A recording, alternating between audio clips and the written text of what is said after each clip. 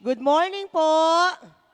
Pakibati nyo nga po yung nasa kanan, ang yung nasa kaliwa na isang magandang umaga. Okay, ngayon po ay inaanihan po ang lahat ng tumayo. Bilang pong ating pong pasimula ay hayaan niyo po na basahin ko po ang nakasulat sa Panaghoy, Kabanata 3, 22 hanggang 24. Sabi po dito, pag-ibig mo Yahweh ay hindi nagmamaliw, kahabagan mo'y walang kapantay. Ito ay laging sariwa bawat umaga, katapatan mo'y napakadakila. Si Yahweh ay akin, sa Kanya ako magtitiwala. Ating pong ipagkatiwala ang ating pong pagsamba sa umaga pong ito. Tayo pong lahat ay sumandaling manalangin. Aming Ama, aming Diyos na makapangyarihan sa lahat, pinupuri, sinasamba, tinataas, dinadakila po namin ang iyong pangalan sa aming pong kalagitnaan sa umaga pong ito. Maraming pong salamat sa isa pong umagang kay ganda na pinagkalob niyo sa bawat isa po sa amin. Maraming pong salamat sa malayang pagsamba, Panginoon. Dalangin po namin, Panginoon, na patuloy ang iyong pangunguna, ang iyong pagsama sa bawat isa po sa amin, Panginoon. Meron po kaming iba't ibang mga problema, suliranin, Panginoon, dala-dala sa buhay, Panginoon. Pero naniniwala at nagtitiwala po kami, Panginoon, na kung amin po itong ipagkakalob, ibibigay po sa inyo, mararanasan po namin yung tunay na pagpapala, tunay na pagsamba, tunay na kagalakan, Panginoon, at tunay na kapayapaan, Panginoon. Maraming po salamat. Sa inyo po namin pinagkakatiwala, Panginoon, ang aming pong buong gawain, Panginoon. Hindi po maitaas ang sinuman, kundi maitaas po ang iyong pangalan, Panginoon. Samahan niyo po kami, Panginoon. Tulungan niyo po kami, Panginoon, ng iyong mga salita na aming pong papakinggan. Patuloy na maranasan po namin ang iyong pangunguna. Maraming pong salamat. Muli po, ito po ang aming dalangin sa pangalan ng aming Panginoong Jesus. Amen, amen, amen, at amen. Hallelujah! Sama-sama po tayong magpuri, sumamba, pasalamatan ng ating Diyos sa umaga pong ito. Hallelujah!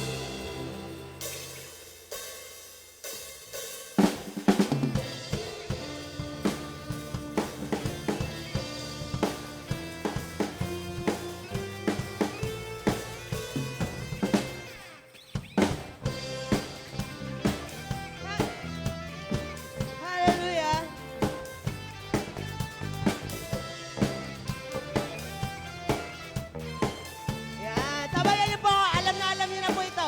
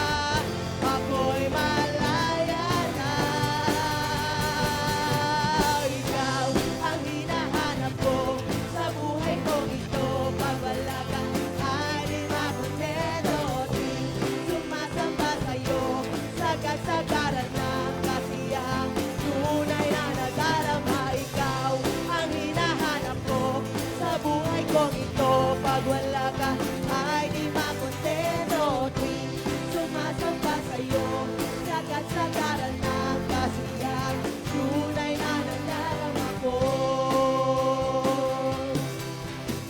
Wala lang nang masihigit, wala nang masalawin sa lawak ng pag-ibig na aking nakamit. Wala na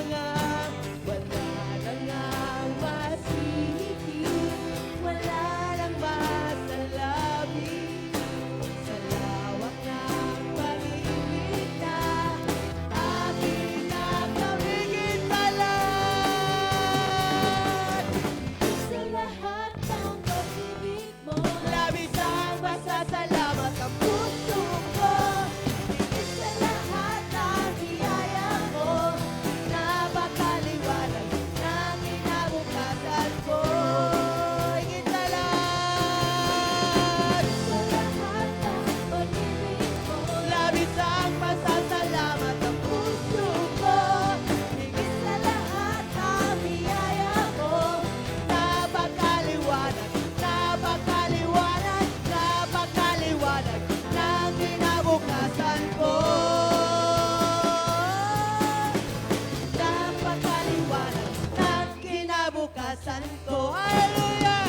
Kayo po ang papuri, ang lahat ng pagsamba, ang pagdakila, tanging sa'yo lamang aming Diyos. Hallelujah! Hallelujah! Tunay nga, Panginoon, na sa iyong piling, Panginoon, wala pong mahirap. Kaya namin, Panginoon, malampasan anuman pagsubok na dadalhin sa libutan ito. Hallelujah.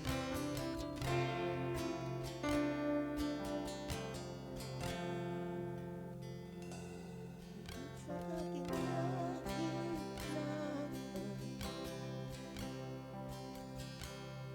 higit sa aking karanasan,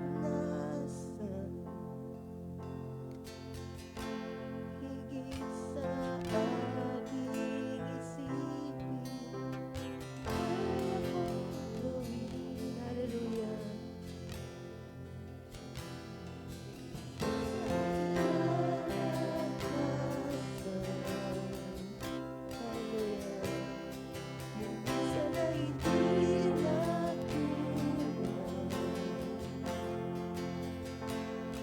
higit sa aking isipin, kaya mong gawin. Bawat araw ko ay hawak mo, di mangangamba sa piling mo, nawahirap. Walang mahirap sa'yo, hallelujah. Walang mahirap sa'yo. Ikaw ang Panginoon na makapangyarihan. Walang mahirap sa'yo. Oh Diyos.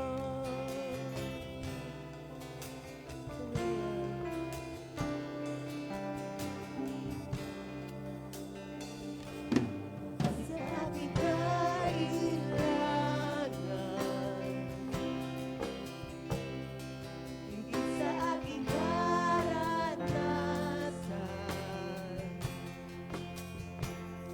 higit sa aking isipin, ay kaya mong gawin. Hallelujah. Higit sa aking karanasan,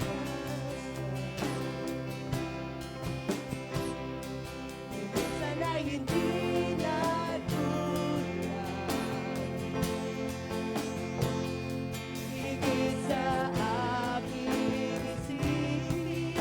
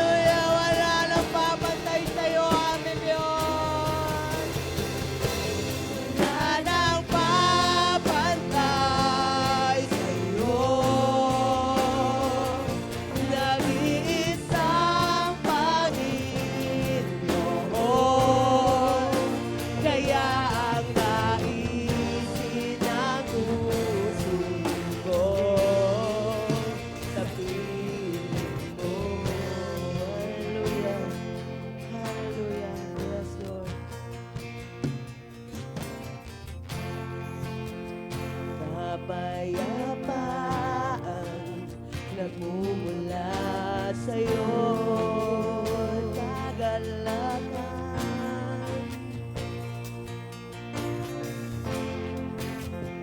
kaligayahan na kami sa piling mo.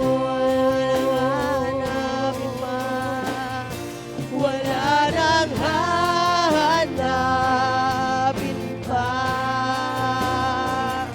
wala nang nanaisin pa, kundi mamalagi sa piling mo. Aming Ama, wala nang papatay sa'yo, aming Diyos. Wala nang papantay sa Diyos. Nag-iisang Panginoon, kaya ang naisin ng puso ko. Wala nang hanapin pa, aming Diyos. Wala nang hahanapin pa, wala nang nanaisin pa, kundi mamalagi sa piling Diyos. Ama, wala nang pamatay sa'yo, aming Diyos. Wala nang papantay sa'yo. Hallelujah.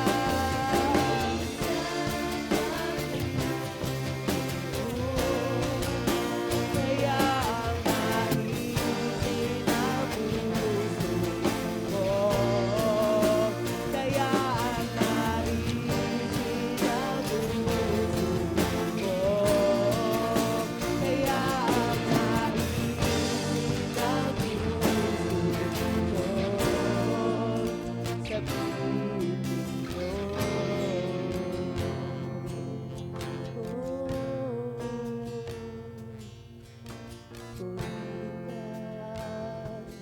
sambahin ka, O Diyos, dakilain ka.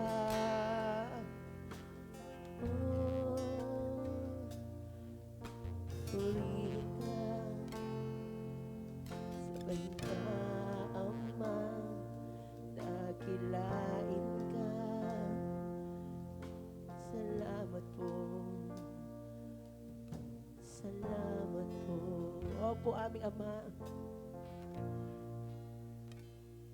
Tunay nga po, kagaya po ng aming inawit, Panginoon, ang lahat ng kapayapaan, ang lahat ng kagalakan, ang lahat ng biyaya, Panginoon, tanging sa iyo lamang po namin matatagpuan. Salamat, Panginoon. Salamat, Panginoon, sa mga pangako, Panginoon, na patuloy, Panginoon, na pinangahawakan ng iyong mga anak, Panginoon. Kagaya po ng kanina po namin panalangin, marami po kaming iba't ibang kadahilanan. Marami po kaming mga problema, bighati, nararanasan, maging sa aming pisikal na katawan. Pero salamat, Panginoon, dahil pinagbuklod nyo kami sa iisang hangarin, ang mapapurihan ka sa umaga pong ito. Kaya po sa umaga pong ito, tulungan at turuan niyo po kami, Panginoon, na hindi po lalabas sa iyong bahay-sambahan, na hindi po patuloy at patuloy na mararanasan ang kagalakan, ang kapayapaan, ang biyaya, Panginoon, ang kalakasan na nagmumula po sa iyo. Dahil wala pong mahirap sa iyo, lahat ay kayang-kaya po namin gawin. Dahil kay Kristo na patuloy na nagpapalakas sa amin. Purihin ka, sambahin ka, dakilain ka sa umaga pong ito. Ito po ang aming tamang panalangin sa pangalan ng aming Panginoong Yesus. Amen, amen, amen at amen. Magpalakas na pong palakpak para sa nag-iisang Diyos sa umaga pong ito. Hallelujah, hallelujah.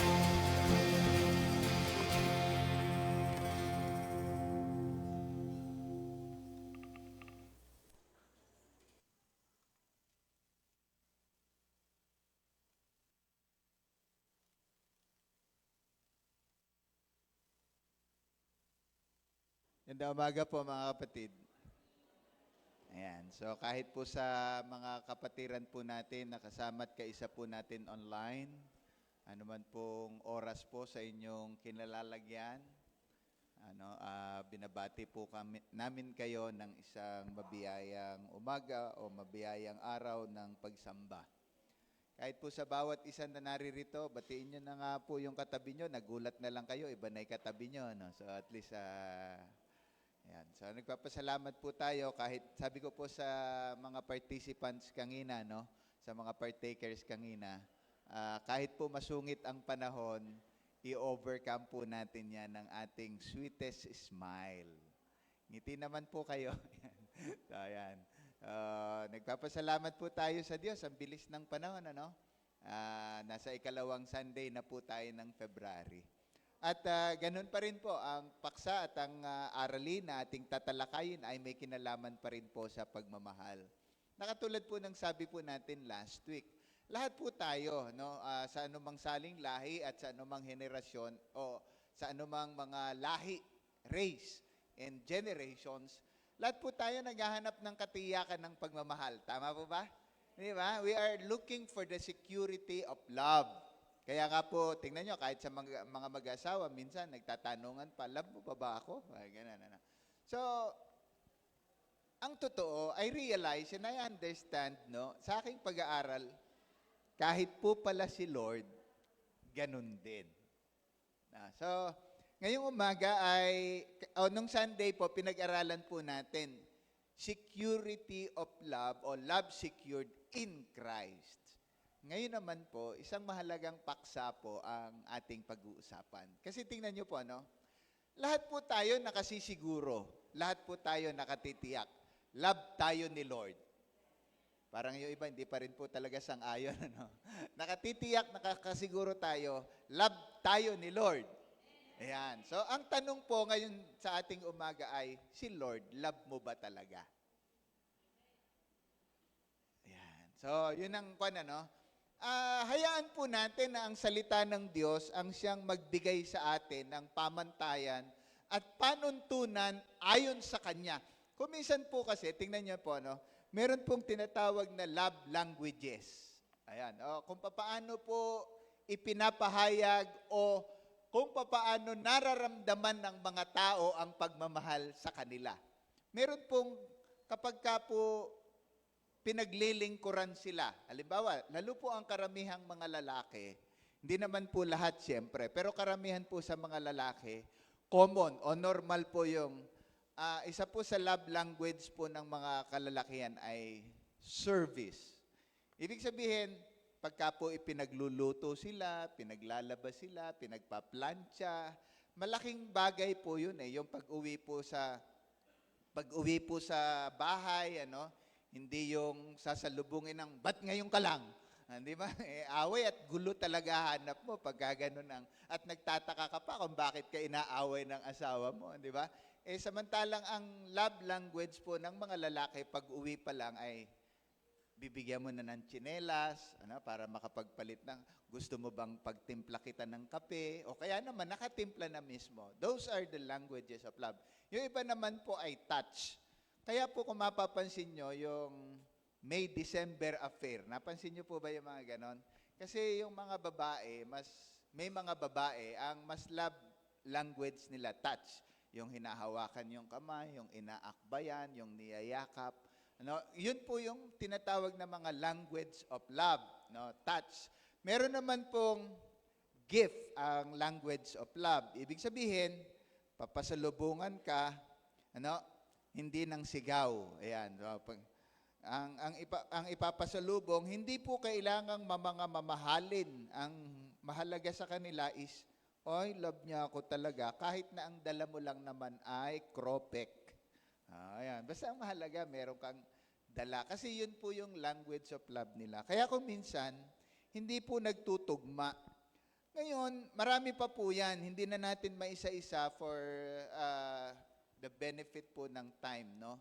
Marami pa pong mga languages of love, pero si Jesus po pala ay mayroon din po siyang malinaw, tiyak, nakapahayagan kung papaano natin papatunayan. At ngayong umaga, titingnan po natin ang ating sukatan kung talaga bang love natin si Jesus. Kaya po ang pag-uusap po natin ngayong umaga ay pinamagatan natin. Pakibasa niyo po. Ready, go. Ang pagmamahal kay Kristo o loving Christ. Ang paksa po natin ay makikita po natin sa aklat ng Juan. Pwede po bang tumayo tayo?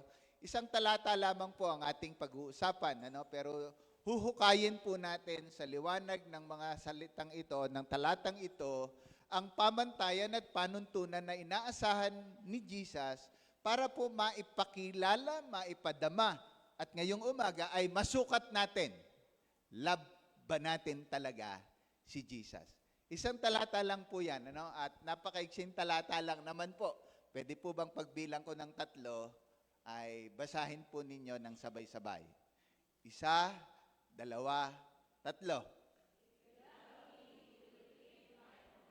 Ayan. So, ganun lang po siya kaiksi. If you love me, you will keep my commandments. Pinagpala po tayo ng Diyos sa pagkabasa ng kanyang salita. Siglit po tayong manalangin.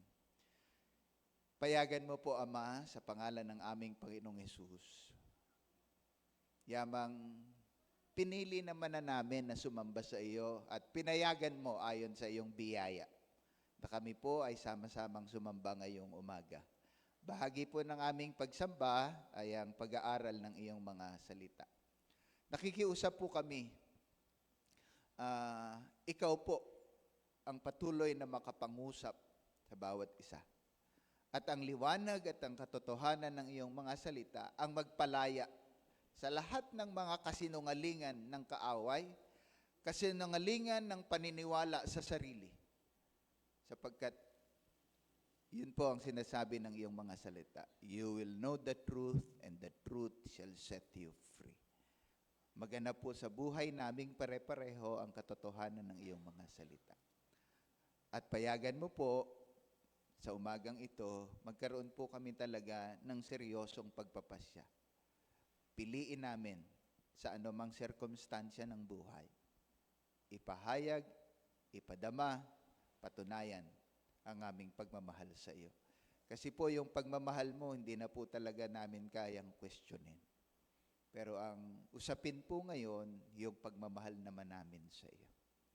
Luwalhatiin mo ang iyong pangalan sa aming kalagitnaan, samantalang kami po ay sumasambang sama-sama sa pagitan po ng pag-aaral ng iyong mga salita. Sa pangalan po ng aming Panginoong Hesus. Amen. Bago ka maupo, pwede bang ngayon naman tanungin mo, 2 o 3 na malapit sa iyo. Tanungin mo naman, love mo ba talaga si Lord? Yan. So magandang bagay po, na makita po natin yung katotohanan iyan sa ating pag-aaral.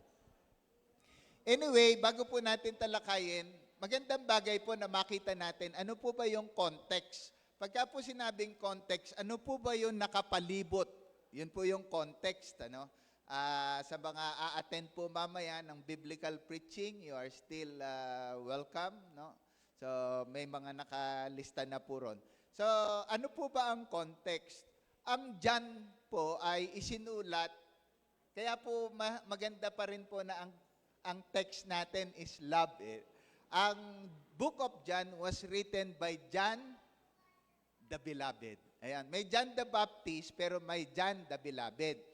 Isa po sa mga alagad ng Panginoong Hesus na sabi nga po ay lagi na lang nakahilig sa dibdib ng Panginoon. So, ganun po siya ka-close kay Jesus. Ganun po niya ka-love si Jesus. At alam po, kahit sa kalipunan ng mga alagad, kaya nga po galing sa mga, yung alagad na mong minamahal. Ayan. So, alam niyo kahit nasa isang grupo, may mga kantsa-kantsawan yan di ba? So, ang author po ng John ay si John the Beloved. At ang audience po ni John the Beloved, nang isulat niya ang aklat na ito, ay mga mananampalatayang Hudyo. Jewish ang context po dito, Jewish believers. Mga mananampalataya na nangalat din po sa iba't ibang lugar. At binibigyan niya ng katiyakan ng kaligtasan, sa kabila ng mga persecutions din po and difficulties na kanilang nararanasan. Uulitin ko po, no, ang Bible po, pinakamarami po na aklat ng Bible na isinulat ay upang palakasin ang loob ng mga mananampalataya. Ano? Kasi nung panahon na isinulat ang mga aklat na ito, ay talagang ang pagiging mananampalataya noon ay nangangahulugan ng kapalit ng iyong buhay. So matindi po yung kanilang karanasan.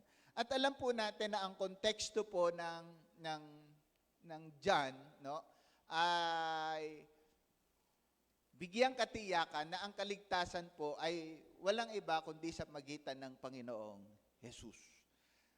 Makikita po naman natin, ewan ko kung natatandaan nyo po, ang buong gospel, ang lahat po ng isinulat na ebanghelyo mula po kay Mateo, Marcos, Lucas, Juan, ang pinakamahabang part ng mga gospel ay may kinalaman na po na ang Panginoong Hesus ay malapit ng mamatay. Alam niyo po ba na 1/3 of the gospel was written on the emphasis of Christ's death? Ayan. Mas mahaba po yung sulat patungkol sa kanyang kamatayan. At kung mapapansin niyo po, ang John chapter 13 hanggang John chapter 16 was written, listen carefully in a long table talk. Grabe po ito, nakakatuwang isipin. John chapter 13, John chapter 14, John chapter 15, hanggang John chapter 16 was written, was discussed during the long table talk. Ano ibig sabihin? Magkakaroon po kasi ng pista ng Paskwa o the Feast of the Passover. Isineselebrate po nila yon. And in chapter 12, mababasa po ninyo na si Jesus nagtali ng tuwalya sa kanyang bewang, kumuha ng palanggana, at ano ginawa? Hinugasan ang paa ng kanyang mga alagad. So yun yung senaryo nung isinulat niya po ang John chapter 14. Therefore, ang pagpapakitang ito ay nagpapakita na ang kausap po ng Panginoong Hesus dito, sino? Hello, sino? The 12 disciples. So ang tanong, disciple ka ba talaga? Ayan. So bago nga tayo umakyat dun sa level ng love mo ba si Lord, disciple ka ba talaga? So, ang tawag po rito ay the immediate context. Pero siyempre, isinulat na ito para sa lahat ng tao, para maintindihan lang po natin kung paano po nila ito pinag-usapan, kung paano po ito ipinresent ni Jesus. Ang sabi po ni Jesus, kung ito, ginawa ko para sa inyo, dapat din ninyong gawin ito, kangino? Sa isa't isa. So, tingnan po natin, pagdating sa chapter 14, kung mapapansin po ninyo, okay, tama, na po tayo from the general to na po tayo. Pagdating naman po sa chapter 14, specifically, in-state na po ni Jesus. Ibig sabihin, binanggit na po ni Jesus na siya ay maghihirap na. Aalis na po siya. Ibig sabihin, nagpapaalam po o ipinapaalam ni Jesus sa mga alagad na siya po ay mamamatay. May pupuntahan siya, sabi niya na hindi kayo makakasunod. Sabi po ni Jesus. Sabi niya, paano naming malalaman kung saan ka po, kung saan ang daan, kung hindi namin alam kung saan ka pupunta? Ano sabi ni Jesus? Ako ang daan, ang katotohanan, at ang buhay. Walang makaparoroon sa Ama, kundi sa pamamagitan ko. Pagkatapos po, bigla po siyang nag-change gear. Kumbaga sa mga driver na nandito. Kumambyo na po siya pagkatapos niyang i-discuss ang bagay na ito. At unang-unang sinabi niya, pagkatapos niyang ikambyo, i-change gear, yung usapin at usapan samantalang sila po ay nag-aalaala o kumakain ng tinatawag na Passover meal, which is representing the communion then of the Old Testament time. So yun po yung environment po nila nung sinabi ni Jesus yon. Tingnan niyo po yung sinabi ni Jesus in John chapter 14 verse 15. Tingnan niyo po if you love me, you will keep my commandments. Ano po ang aral na gusto po nating tingnan ngayong umaga? In this passage, Jesus definitely states that obedience is the primarily the proof of love for Him.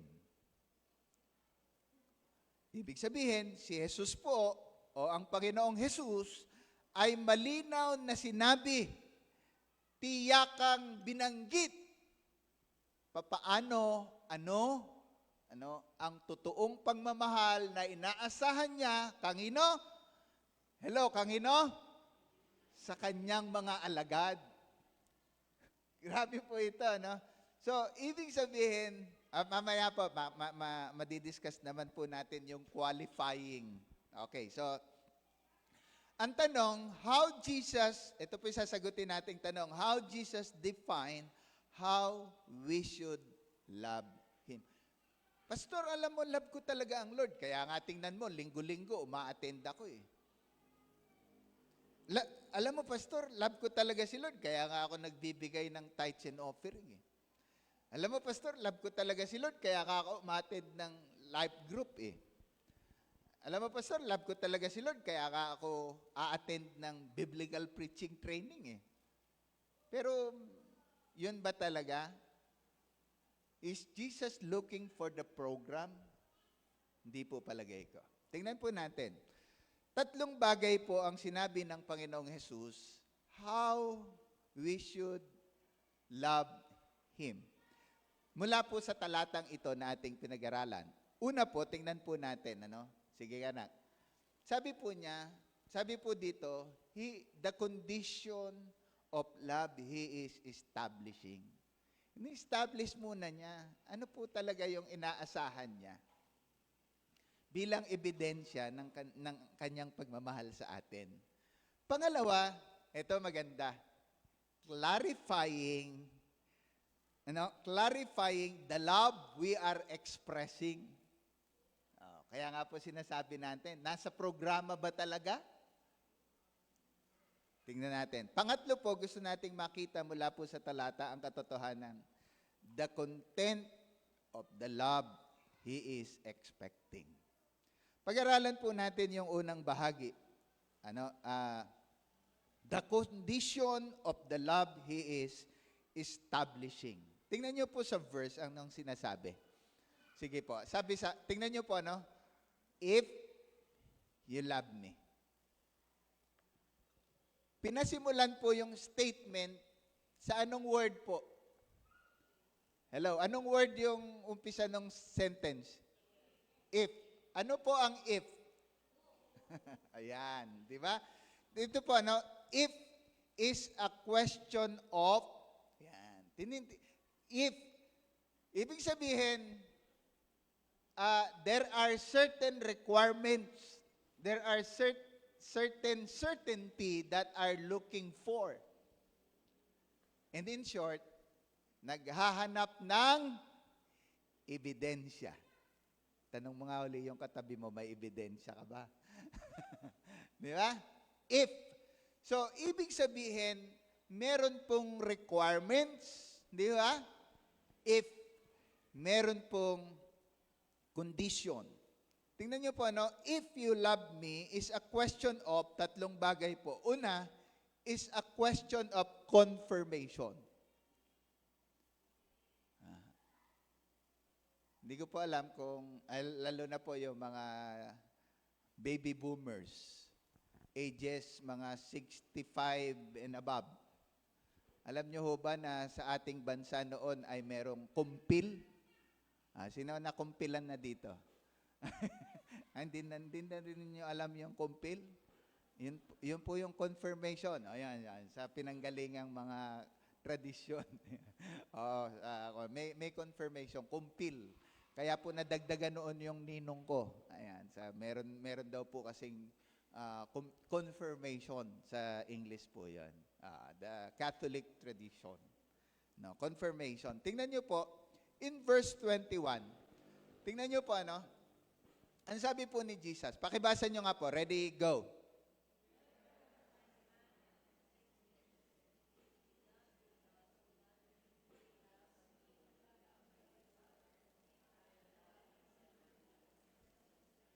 Ayan, di ba? Sabi po, whoever. Sabihin nyo nga po, whoever. Ibig sabihin, bagamat ang kausap ni Jesus ay ang kanyang mga alagad, specifically 12, pero ang Panginoong Yesus ay nagbigay ng pintuan ng pagkakataon. Kangino? Hello, kangino? Para sa lahat, whoever. So, tingnan po natin, ipinapakita po ng Panginoong Yesus sa kanyang mga alagad, if you love me, is a question of confirmation. Ibig sabihin, gusto ni Jesus na yung kanyang mga alagad ay tiyakin, hindi po kay Jesus, tiyakin sa kanilang sarili. Di ba? Kasi si Jesus na love niya yung kanyang mga alagad eh. Kahit po matitigas ang ulo. Alam niyo ho ba na lagi ring napapagalitan ni Jesus ang kanyang mga alagad? Kaya kung yung mga leader ninyo pinapagalitan kayo, huwag naman po kayong basta-basta na lang nagdadamdam at nagagalit at nagtatampo. So anyway, segue lang naman po yun. Na makita po natin, kahit si Jesus, pinapagalitan niya ang kanyang mga alagad, pero alam ng mga alagad, love sila ni Jesus. Pero, ang confirmation na hinahanap po ni Jesus ay yung pagmamahal nila sa Panginoong Jesus kung talagang tiyak ito. Pangalawa po, if you love me is a question of validation. Bina-validate. Di ba? Ano po ba ang use ng validation? Hello, ano ang use ng validation? Para matiyak kung hindi ito fake. O, di ba? Para hindi po nagpe-pretend lang. So, ibig sabihin, sinasabi ng Panginoong Hesus sa kanyang mga alagad, if you love me, is a question of validation. Bina-validate po ng Panginoon. Again, hindi po for Him, but personal sa mga alagad na kausap niya during this time. Na at the same time ngayong umaga is tinatanong din po tayo. Pangatlo po, bago po natin makita is yung validation po nito, is makikita po natin in John chapter 15 verse 10, kasama pa rin po ito sa table talk, itong John chapter 15. Ito po sinasabi, verse 10. Pakibasa nyo, ready, go.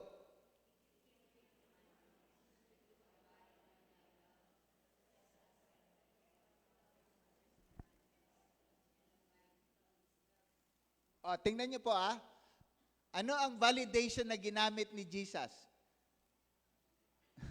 Di ba?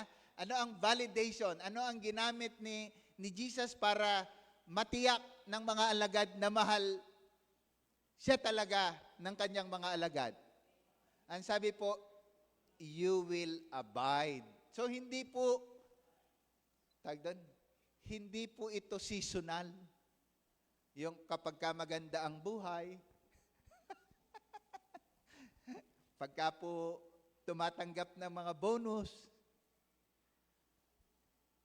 kundi kahit matanggal ka sa trabaho, kahit malugi sa negosyo, kahit bumagsak sa pag-aaral, mamahalin pa rin nila si Jesus.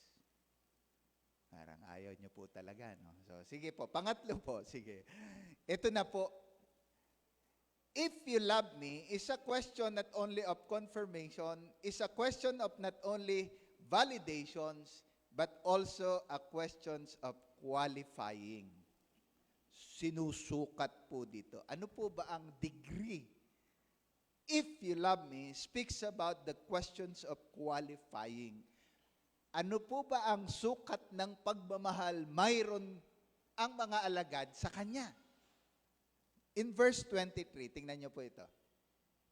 Sabi po, Jesus answered him, "If anyone loves me, he will keep my word, and my Father will love him, and we will come to him and make our home with him." Tingnan niyo po yung word na sinasabi po dyan, ano? If anyone loves me, he will what? Keep my words. Tingnan niyo pa. Gusto ko po kayong tanungin. Huwag niyo na po itaas ang inyong kamay. Sa sarili niyo lang. Sino ho ang nagbabasa pa rin ng Bible hanggang ngayon? Excited po ba tayo pag magbabasa tayo ng Bible? O mas excited tayong mag-browse ng ating mga gadgets?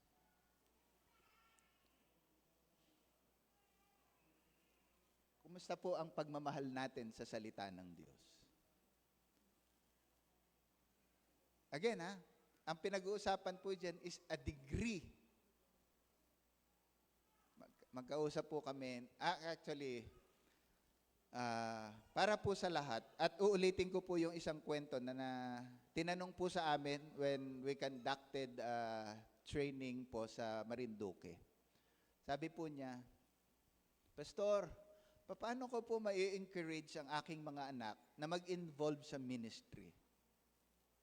Alam niyo, simple lang ang sagot ko. At yun yung payo ko po sa bawat isa na gustong maglingkod sa Panginoon. Sabi ko sa kanya ganito, alam niyo po, ako, ang aking conviction, hindi ko po pinipuwersa ang mga tao to involve and to engage in the ministry. You know why? Sabi ko, engaging in the ministry must be an overflow of your love to the Lord.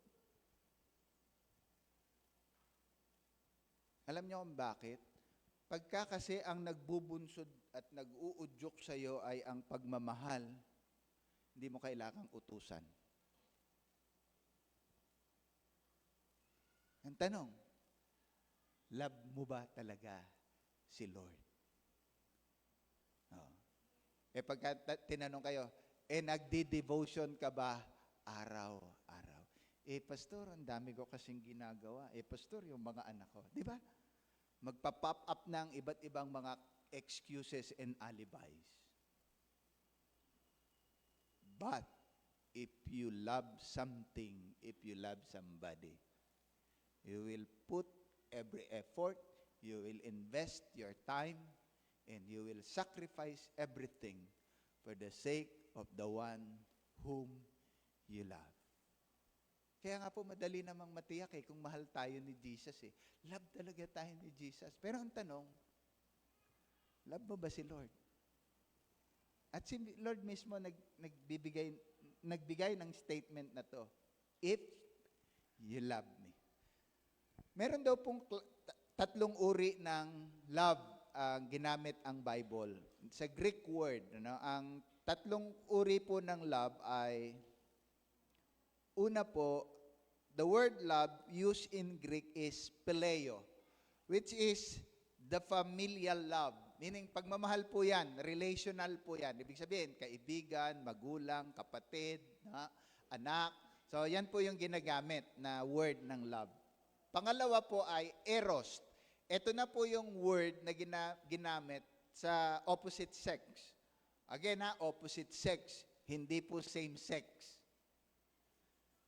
Okay, so ibig sabihin, ito na po yung sa mag-asawa. Eros, erotic. Okay, diyan po galing yon, So, kagustuhan ng babae sa lalaki at ng lalaki sa babae. Pangatlo po, at dito po dinadala ng Panginoon ang kanyang mga alagad, at sapagkat ito mismo ang kanyang ipinaranas at ipinadama, ipinakita, ipinaunawa, maging sa bawat isa sa atin. Yung agapaw, o itin-translate po yan into agape. Meaning, ito na po yung unconditional. Sabihin nyo nga po, unconditional. Therefore, this is what the Lord is looking sa kanyang mga alagad na kausap. At kung kinikilala mo na ikaw ay alagad talaga ni Jesus, ito po ang dapat nating tingnan sa ating sarili. Mahal po ba natin si Lord? Pangalawang bahagi po, clarifying. Nililinaw po ng Panginoon na hindi lamang po ito basta pagmamahal. Tingnan niyo po kundi, sabi po ni Jesus, in verse, pa rin, sa ikalawang clause, sa ikalawang bahagi, is, He clarified the love we are expressing. Di ba? Nilinaw ng Panginoon sa kanyang mga alagad. Kaya nga, kita nyo yung context, di po ba? Kung ako na inyong guro ay ginawa ko ito sa inyo, dapat din ninyong gawin ito sa isa't isa. Kaya nga, tingnan nyo po yung word, if you love me, sabi po, you will keep my commandments. Tingnan nyo po yung word na nagsasabing, you will keep. No? Yung word po na yon is, nililinaw po ng Panginoon sa mga kausap niya, ito ang ebidensya. Ito ang katibayan. Tanong mo nga yung katabi mo, may ebidensya ka ba? Tanong mo nga. Kayo po ba na mga nanonood, may ebidensya po ba kayo? At ito po yung ebidensya na hinahanap ni Jesus. Ano yun? You will keep. Pinag-aralan ko po yung word na keep. Ano po ba ang gustong sabihin ng Panginoon dun sa word na keep? Ang nakakatuwa, ito po ito daw po ang ibig sabihin ng word na you will keep. Tingnan nyo po. Number 1, sabi po dito, it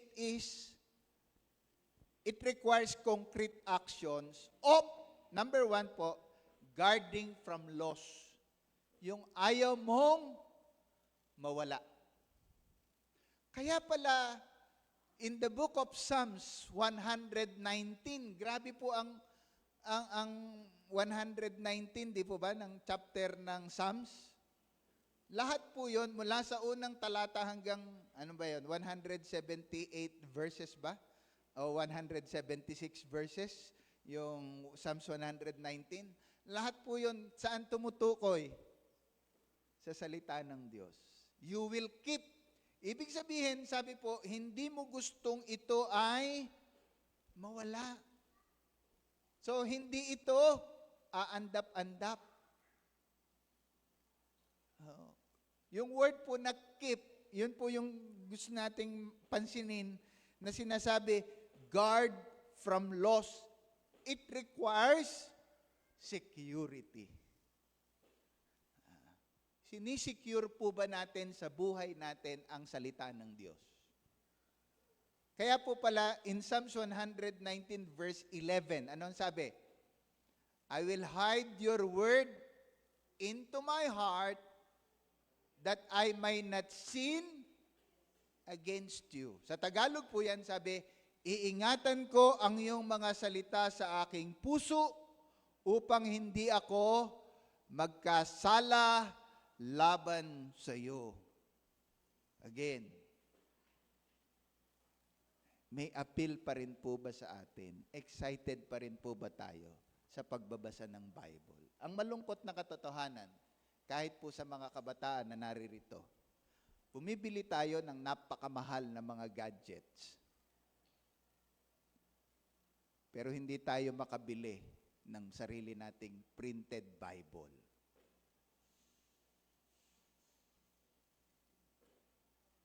Sabi po ni Lord, if you love me, you will keep. Ibig sabihin, guarding from loss, security. Tingnan nyo po. Pangalawa po, yung word na keep speaks about preventing from escaping. Yung hindi mo to papayagang mawala o makatakas. Mamaya makikita po natin. Ano ibig sabihin? It requires full attention.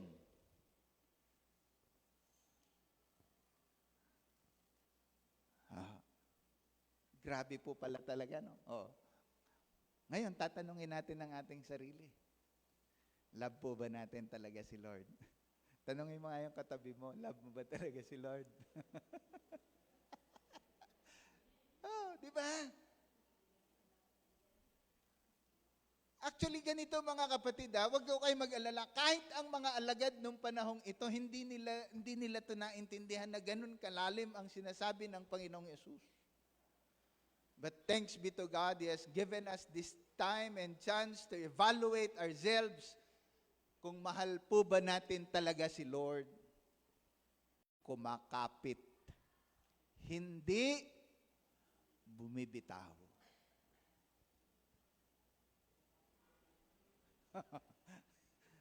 Di ba? Tayo, anong ugali natin? Wala naman akong magawa. Gusto ko matulog pero hindi ako naantok. Makabasa nga muna ng Bible. Is that how we love the Lord? Ito po nakakatuwa. Keep, tingnan nyo pa, is number 1, sabi pa natin, guarding from loss, means security. Prevent from escaping, it requires full attention. And to hold fast, never giving up. But technically, kapag binasa mo po yung word na keep dito, it speaks about, tingnan nyo pa, it is a military line. In short, fortress daw po ito. Ibig sabihin, military camp. Anong ibig sabihin ng military camp? To secure the area that nothing and nobody can enter. So sabi po ni Jesus, if you love me, you will not allow my word. Kaya tama po pala yung sinabi ng Diyos kay Joshua in Joshua chapter 1 verse 8. Anong sabi ni Lord kay Joshua? Do not let this book of the law depart from my mouth, from your mouth. Meditate on it. When? Day and night. Hindi po week after week. Hindi po day after day. Hindi po month after month. When was the last time binuksan mo ang iyong Bible? And you keep on believing. You love the Lord.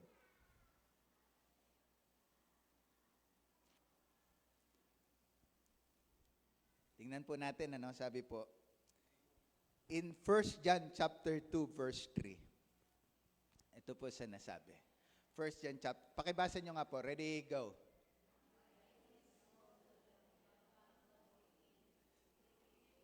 Di ba? And by this, di ba?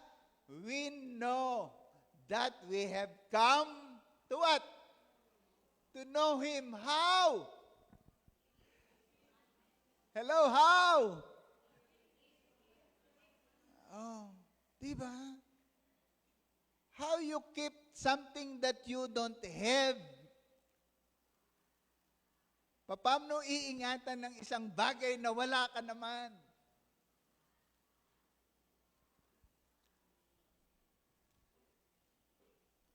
Eto, tutuloy po tayo. What are the content of the love He is expecting? Ano ho ba nilalaman? Ano ho ba ang meat? Simple lang po. Tingnan niyo po sa verse 2. The content, that the love He is expecting. Ito po talaga yung inaasahan sa atin. Ano yung ikikip natin? Ano yung igagard natin? Ano yung we will secure? Ito po. If you love me, you will keep my what? My commandments. Tingnan niyo po, pakinggan niyo po. Hindi yung turo ni pastor. Kanginong utos? Hello, kanginong utos? Kay Jesus. Kaya nga po, paulit-ulit po kayong sinasabi. Sabi po ni Paul, Bereans are of more noble. Ang mga taga-Berea mas mararangal. Bakit? Pagkatapos nilang makinig ng aking mga aral, ano ginagawa nila? Tinitiyak nila sa kasulatan kung ang aking itinuturo ay tama. Grabe, di ba? And that's the purpose po ng biblical preaching training. For us to understand how to understand the Bible.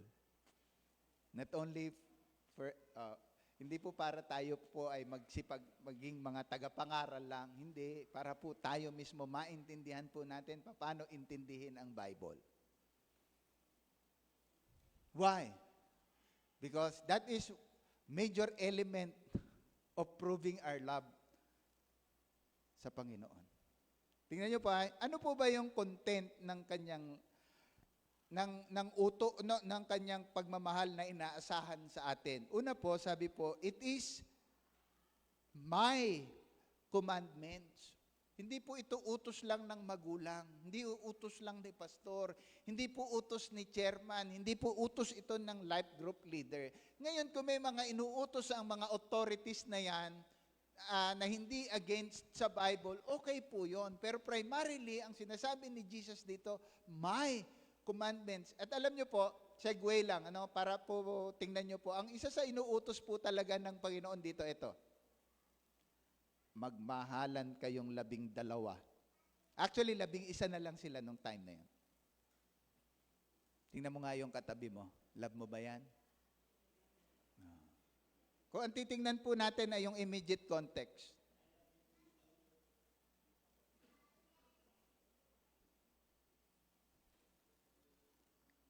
Tingnan niyo po, the content of the love he is expecting is my. Tingnan niyo po, yung word na, ano po yung my? It is a personal.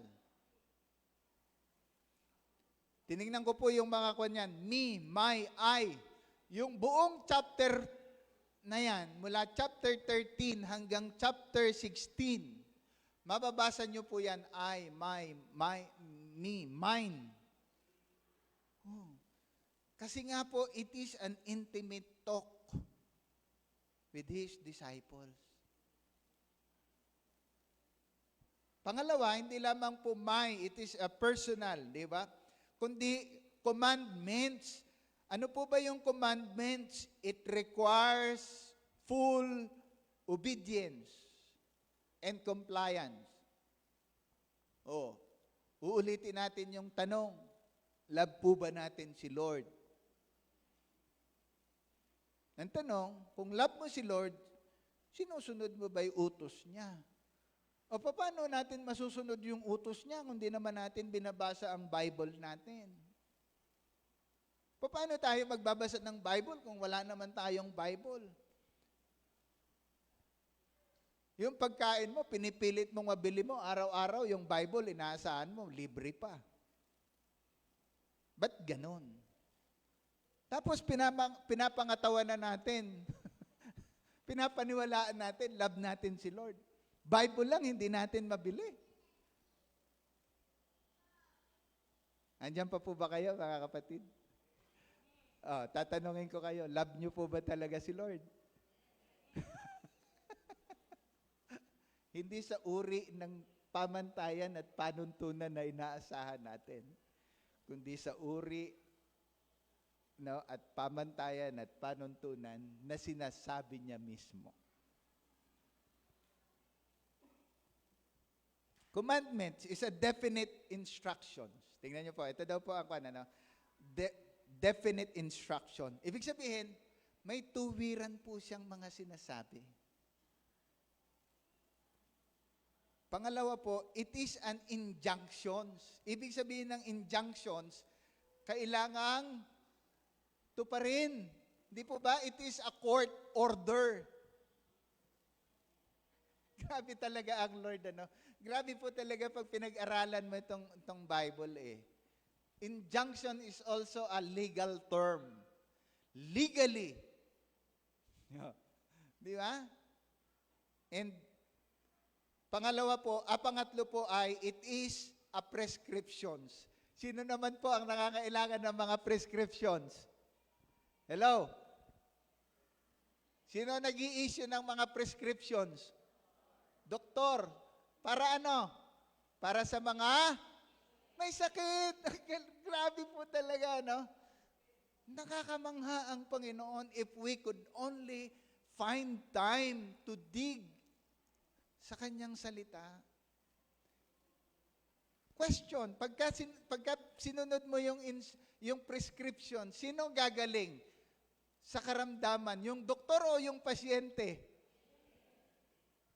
Yun naman pala eh. Sabi mo nga sa tabi mo, yun naman pala eh. Sabi mo. Di ba? Oh, buti pa mga doktor, pinaniniwalaan natin sa kanilang mga prescriptions. But let me tell you mga kapatid, Word of God is His prescriptions for His people. Grabe, ano? Nakakamangha po. Sa atin pong pagpapatuloy, tingnan niyo po yung sinabi po niya. Bahagi pa rin po nung chapter na to. Chapter 14, verse 14. Verse 24, sorry. Sige nga na. Verse 24. 1 John po pala, sorry. 1 John chapter 14, verse 24. Pakibasa niyo po. Ready, go.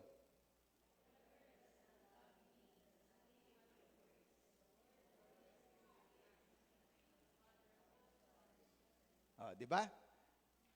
Nagbigay na po si John ng sentiment. O si Lord ng sentiment. Ano sabi niya? Whoever does not love me does not keep my words. Ipinakita na niya. Yung, alin? The opposite of it. Ibig sabihin, ipinakilala ng Panginoon kung paano siya mamahalin. At ito po ang kanyang description sa mga hindi nagmamahal sa Kanya. Anong ginagawa ng mga hindi nagmamahal sa Panginoon? Hindi sumusunod at hindi nagbabasa, at hindi sumusunod ng ano? Ng kanyang mga salita. O, tanong mo yung katabi mo, nagbabasa at sumusunod ka ba? Why? Yun po ang inaasahan ng Panginoon. Kanino? Sa mga alagad po niya na nagmamahal sa Kanya. Sabi po natin sa ating pag-aaral, in this passage, Jesus definitely states the obedience is primarily proof of love for Him. Sa atin pong pag-aaral, tiningnan po natin, may tatlong bagay po tayong tiningnan sa mga talatang ito. The conditions of love He is establishing. Pinapatatag ng Panginoon sa isipan ng mga alagad kung talagang mahal nila si Jesus. Pangalawa, ikinlarify ng Panginoon sa mga alagad kung talagang mahal siya ng kanyang mga alagad. How? By keeping His commandments. And sa mga talatang ito, ipinakita po talaga ng Panginoon na hindi po natin pwedeng pagawalayin ang pagmamahal natin sa Kanya at ang pagmamahal natin sa Kanyang mga salita. Sa atin pong pagtatapos, gusto po nating tanungin ang ating sarili. No, mahal po ba natin talaga si Jesus? Kung talagang mahal po natin si Jesus, ang sabi po niya, if you love me, you will keep my commandments. Ito po ang hamon sa bawat isa sa atin. What matters most is the love that translates into a total and complete obedience to Christ. Ulitin ko lamang po, ano? What matters most is the love that translates into a total and complete obedience to Christ. Tingnan niyo po ito. Pakinggan niyo pong mabuti. I obey is an equivalent as I love you, Lord. Ulitin ka, ha? I obey is an equivalent as I love you, Lord. Magandang umaga po at pagpalain po kayong lahat ng Panginoon.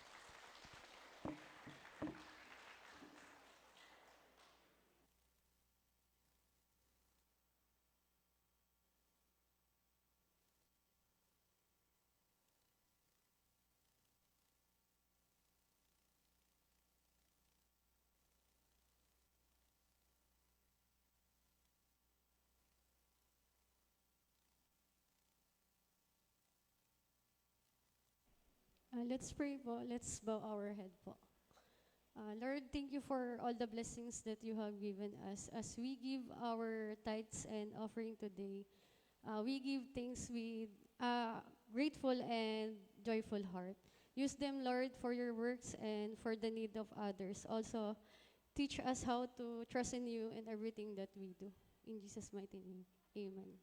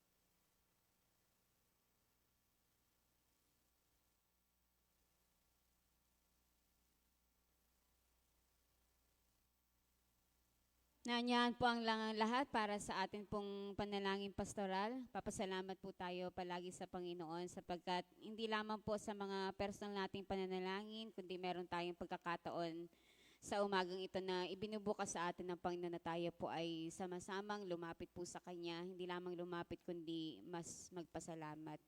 Kaya tayo pong lahat ay dumulog sa atin pong Diyos na makapangyarihan sa lahat. Hallelujah. We bless you, Father God. We worship you, Jesus. Pinupuri ka po namin, aming Panginoon, sa iyong kabutihan, sa buhay ng bawat isa, sa di po nagmamaliw na pagmamahal mo po sa bawat isa po sa amin.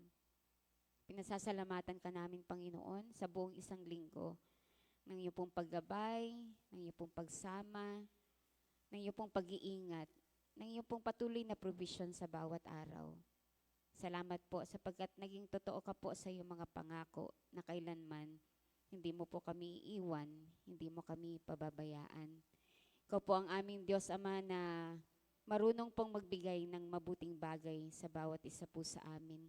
Pinupuno mo po kami, Panginoon, ng mabubuting bagay katulad ng sinasabi mo po sa iyong mga salita. Ikaw ang aming mabuting pastol, hindi po kami nagkukulang. Surely, goodness and mercy will follow us all the days of our lives. Yun po yung pangako mo. At nagpapasalamat po kami kasi everyday, Panginoon, pinatutunayan mo po yun sa bawat isa po sa amin. The mere fact that we are here gathering today. Buhay kami, malakas, Panginoon. Nakakasamba po sa iyo, nakapagpupuri po sa iyo. Ebidensya at katunayan ng iyong kabutihan, ng iyong katapatan. Despite the fact, Panginoon, na patuloy pa rin po kaming nagwawalang bahala sa iyo, nagkukulang sa iyo, nakagagawa ng hindi po maganda sa iyo pong harapan. Pero salamat daw moment na kami po ay lumapit sa iyo, tumingi kami ng tawad. Panginoon, ang pagpapatawad mo po ay lagi pong laan. Sa marami pong salamat. Sadyang napakabuti mo po, Panginoon. Purihin ka po. At sa mga napakarami pa po naming dahilan para magpasalamat sa iyo, hindi po namin maisa-isa ito, Panginoon. Alam mo po ang puso ng iyong mga anak, alam mo ang laman ng kanilang mga puso, alam mo ang kanilang mga pagpapasalamat sa iyo. Tanggapin mo po, Panginoon, ito bilang handog ng aming pagsamba at paglulhati sa iyo pong dakilang pangalan. Sa pagkakataon din pong ito, alam mo po na ang isa po sa mga pagpapasalamat ng aking mga kapatid o ng ilan po sa aking mga kapatid ay sila po ay sumapit sa kaarawan ng kanilang mga buhay. Ang ilan po sa aking mga kapatid ay sumapit po sa anibersaryo ng kanilang mga kasal. Maraming pong salamat, Panginoon, sapagkat muli mo po silang dinagdagan ng panibagong buhay at naniniwala po kami. Patuloy mo po silang bibiyayaan, hindi lamang po ng dagdag na taon, kundi mga taon ng katagumpayan, taon na patuloy mo pong sasamahan at pagpapalain mo po sila. Taon, Panginoon, na mai-enjoy po nila na maglingkod po sa iyo. Taon na ang kanilang mga buhay ay kanilang gagamitin upang bigyang karangalan ang iyong pong dakilang pangalan. At loobin mo din po, Panginoon, na sa pamamagitan ng mga panibagong taon na kanilang mai-enjoy, hayaan mo po na ang kanilang mga buhay magbigay ng kalulatian sa bawat araw na iyo pong ipagkakaloob sa kanila. Panginoon, sa umaga din pong ito, kami din po ay sama-samang lumalapit, katulad po ng sabi mo po sa iyong mga salita, dumulog kami sa iyong trono, Panginoon, sa iyong banal na trono, upang makasumpong po kami ng biyaya sa panahon ng aming pangangailangan. Kaya po, sama-sama po kaming dumudulog sa iyo at akin pong sinasamahan ng aking mga kapatid sa kanila pong mga specific na prayer requests. Alam mo po yun, kung meron po silang problema sa kanilang pamilya, problemang personal, kung meron pong mga may karamdaman, kung meron pong mga iba't ibang uri ng pangangailangan, Lord, alam mo po ang lahat ng bagay. At pinaniniwalaan namin, katulad po ng sabi mo po sa iyong mga salita, walang mahirap sa iyo. Walang imposible sa iyo. Ang imposible sa tao, posible sa iyo, Panginoon. Kaya nga po sa pagkakataon pong ito, amin pong inaangkin ang mga pangako mo po sa iyong mga salita. Bigyang katiyakan mo po ang bawat isa sa amin. Kung ang iyong bugtong na anak hindi mo ipinagkait sa amin, gaano pa po kaya, Panginoon, ang mga bagay na amin pong hinihingi po sa iyo. Lord, bigyang katiyakan mo po ang bawat isa at punuin mo ang aming mga nagugulumihan ng puso at isipan ng kapayapaan at ng kagalakan na nagmumula sa iyo, Panginoon.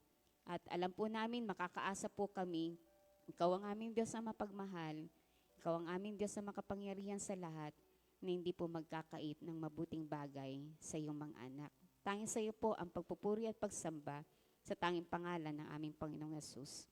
Amen.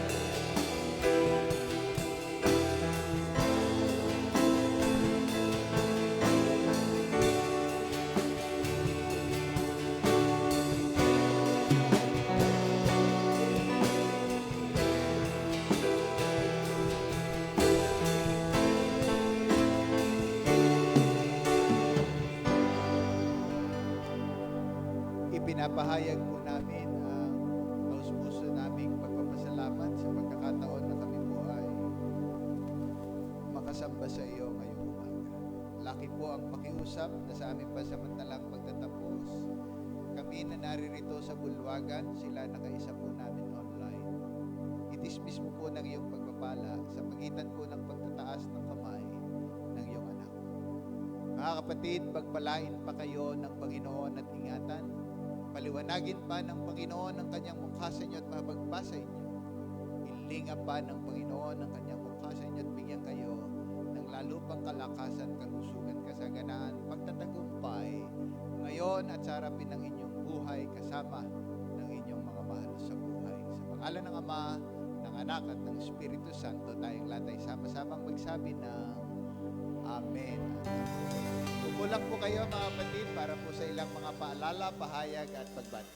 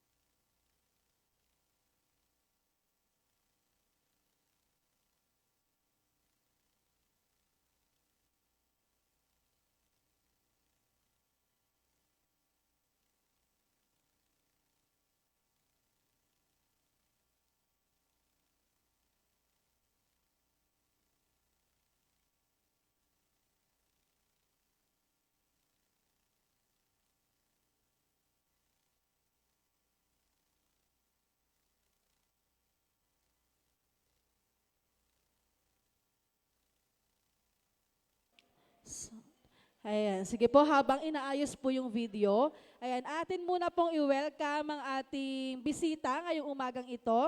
Ayan, pwede po ba tumayo si Sister Zenny Guanzon? Nandyan pa po ba? Ayun, hello po. Welcome po sa IRM F1.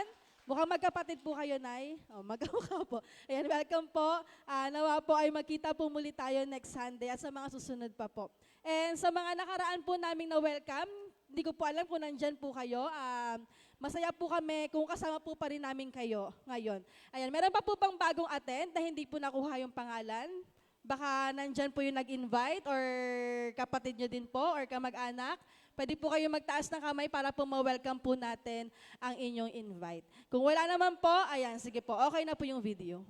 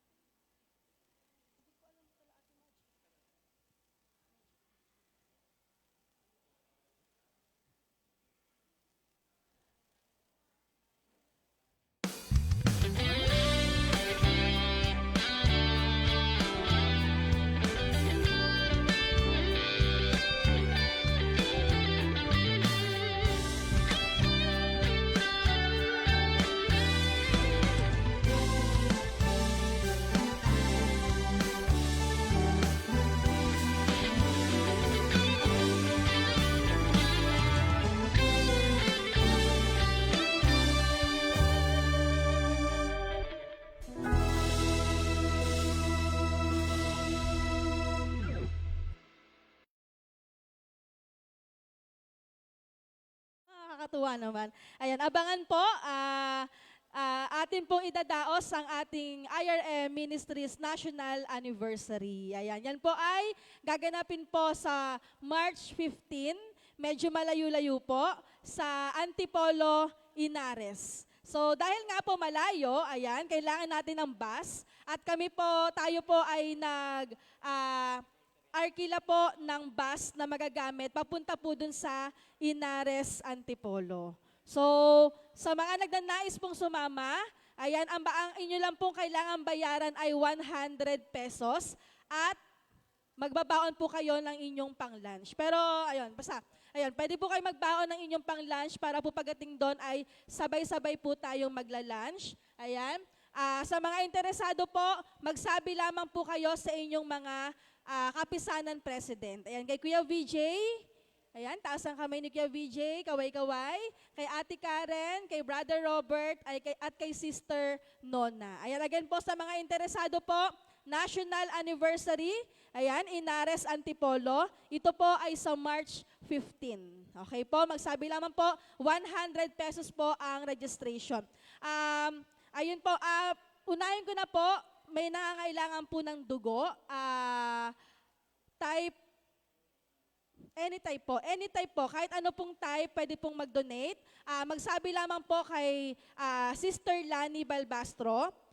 May service naman daw po papunta doon. Ayan, sa mga 7 a.m. po. 7 a.m. po, kailangan na pong magkita dito sa church. Susunduin po ng service. So sa mga nagnanais pong tumulong sa pamagitan ng pag-donate po ng dugo, lapit lang po kayo right after service kay Sister Lani Balbastro.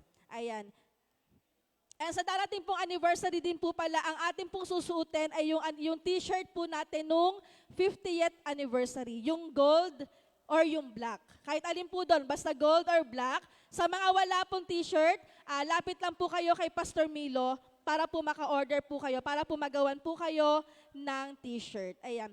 Attendance check. Ayan, February 8, adult po natin, tayo po ay umabot sa bilang na 158. Ayan, palakpakan naman po natin ng Panginoon.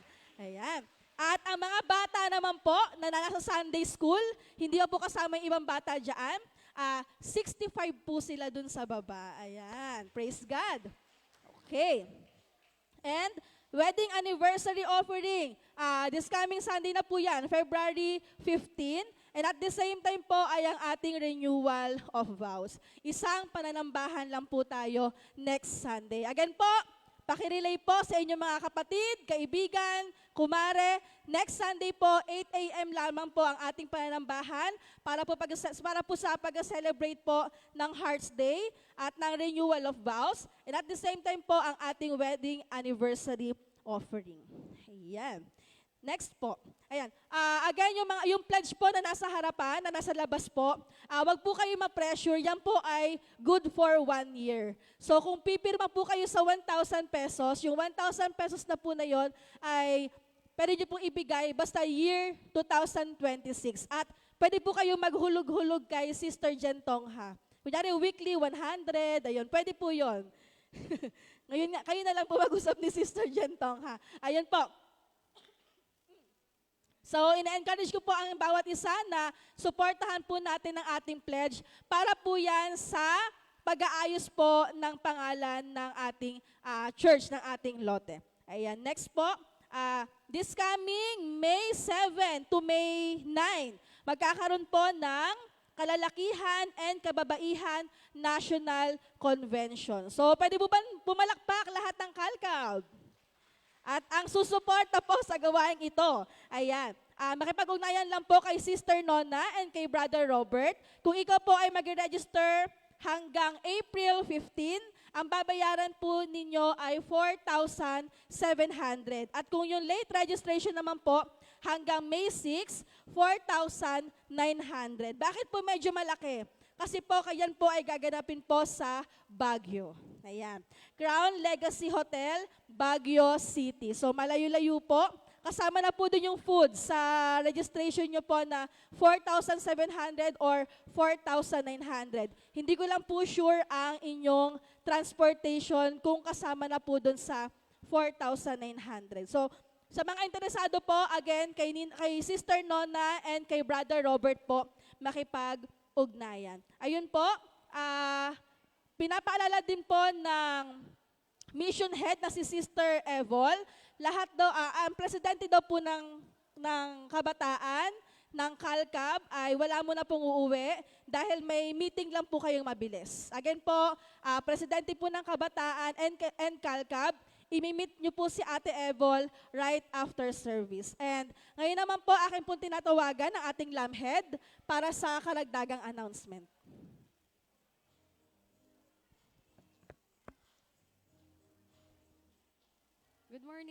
Good morning po.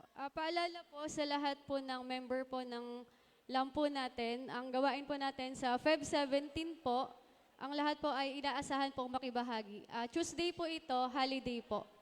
And pangalawa po, yan po.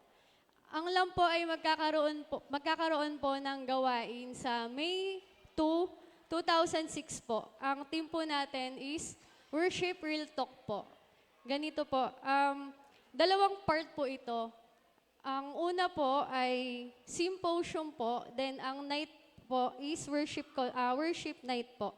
Ang kasama po natin dito sa gawaing ito ay ang mag-asawa po na si Ate Susan po and Pastor Romel Guevara po. Isa po siyang author po and composer po ng ilan po sa mga kantang ginagamit po natin. Like yung Mahal na Mahal Kita Panginoon, Ikaw Lamang, at marami pa pong iba.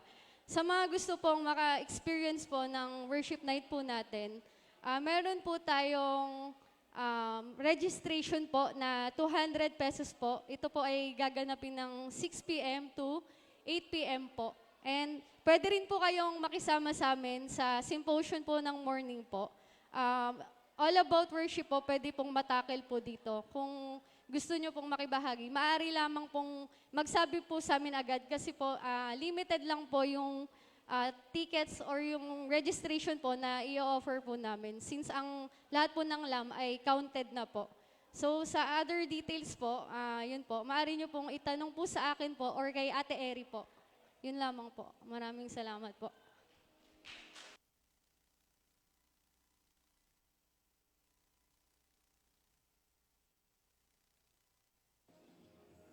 Ayan, good morning po. Para naman po sa gawain ng kabataan sa district, magkakaroon po tayo ng first ever camp ng District 1. And gaganapin po yan sa May 27 to 28. And ngayon pa lang po, inaganap po yung promotion para po makapag-ipon-ipon na simula ngayon hanggang April po sa mga may pasok. And ayan po ay nagkakahalaga ng 1-3, 2 days and 1 night po. And kapag, maaga po 1-3. And kapag doon na sa mismong site, 1-4 po. And nasa Facebook page naman po yan ng District 1 po. Ayun po, inaasahan po sana tayo mga kabataan po na sumama po at makidalo dito sa gawain. Thank you po.